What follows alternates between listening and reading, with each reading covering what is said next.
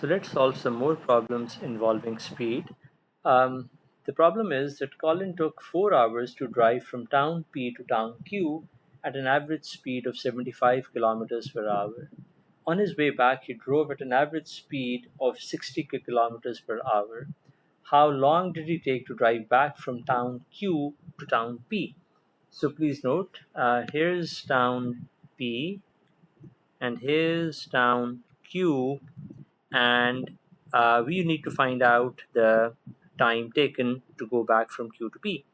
But now the problem is we know the average speed on our return journey, that we know is 60 kilometers per hour, but we don't know the distance. So how do we find out the distance? Well, for distance, we can use the information for the initial journey from P to Q. So now we know that P and Q don't move, so we can just say the distance PQ will be equal to the time taken multiplied by the speed.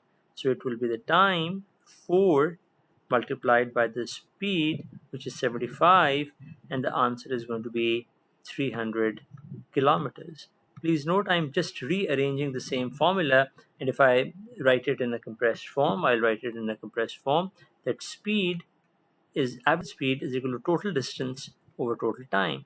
So now I've just multiplied both sides by time, and I've concluded that distance is equal to time multiplied by speed, right? So that's what I'm using over here. So now if the distance from P to Q is 300 kilometers per hour, I can use this formula now.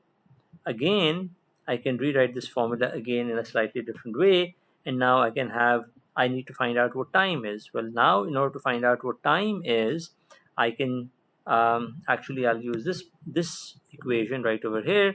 I'll divide both sides of this by speed, and I'll get the equation, which is time is equal to distance over speed, right? Because when I divide the right hand side by speed, I get time. When I divide the left hand side by speed, I get distance over speed. So time is equal to distance over speed.